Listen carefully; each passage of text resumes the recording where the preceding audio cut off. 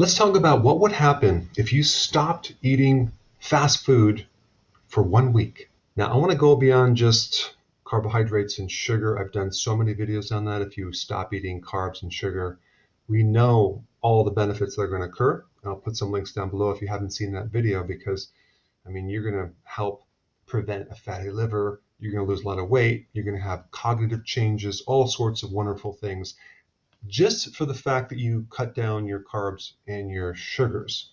But what else is in fast food that if you eliminated would benefit you? Well, number one, when you eat processed foods, refined foods, you are eating foods very low in nutrients. Anytime you eat empty calories or foods that are void in nutrition, you end up depleting your reserves of vitamins and minerals, specifically B1, calcium, zinc, other B vitamins, and that creates a whole series of issues right there.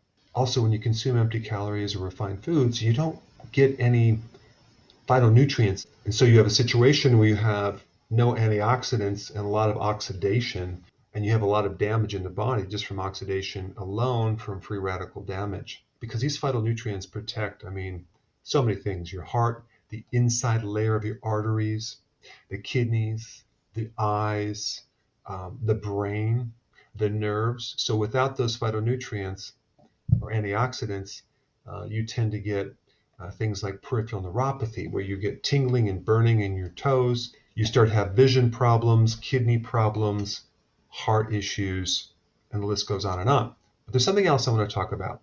There are a lot of food additives in fast food: preservatives, colorings, things that enhance the texture of the food, the thickness of certain sauces and things. You have sweeteners, you have artificial sweeteners. But the one that I want to focus on now is things that enhance the flavors, okay?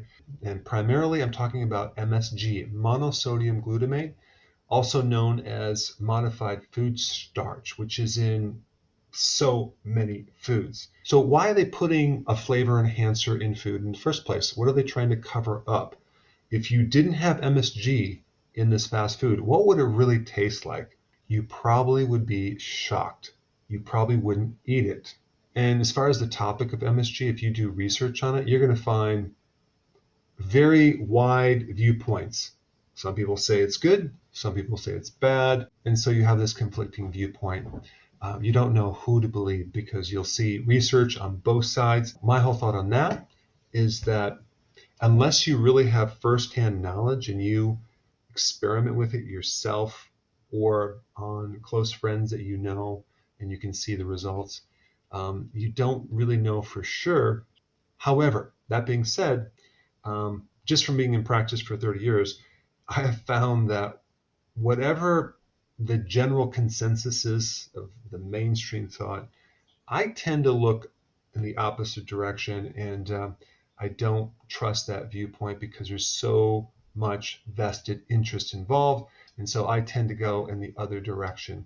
But what I will tell you about MSG from personal observation, I don't get the reactions, the allergies, the sensitivities, but what I get is incredible pleasure. It tastes good initially, but then about an hour and a half later, I am starving. So I know for a fact through personal firsthand observation that it increases hunger and it will cause me to keep eating, especially when you go to a Thai restaurant or a Chinese restaurant or just eat like Doritos, for example, which in college I lived on Doritos and a lot of other junk foods. So I have a lot of experience in this area. And I also know it retains fluid because when I consume that food, I'm so thirsty, and then I end up finding that I can't even get my ring off or my ankles get puffy. Now, currently I don't do any MSG. I'm talking about in my early 20s when I had a lot of experience in doing junk foods. And so here's my viewpoint. If you were to cut out fast food for 1 week,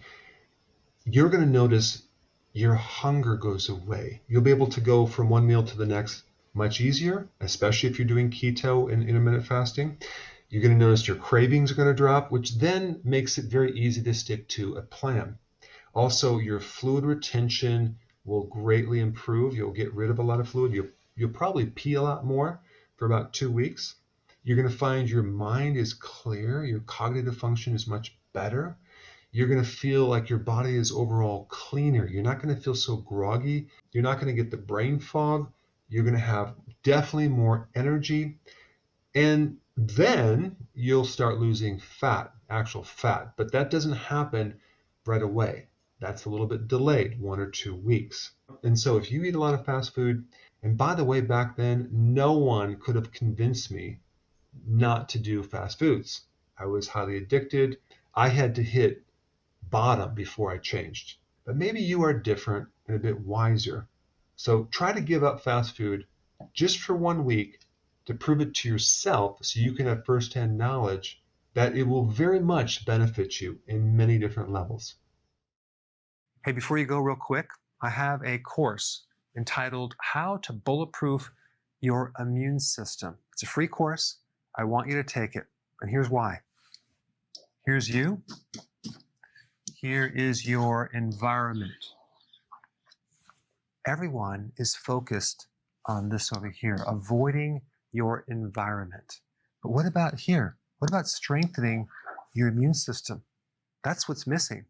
This course will show you how to bulletproof yourself, and so you can tolerate and resist your environment much better by strengthening your own immune system. I put a link down in the description right down below. Check it out and get signed up today.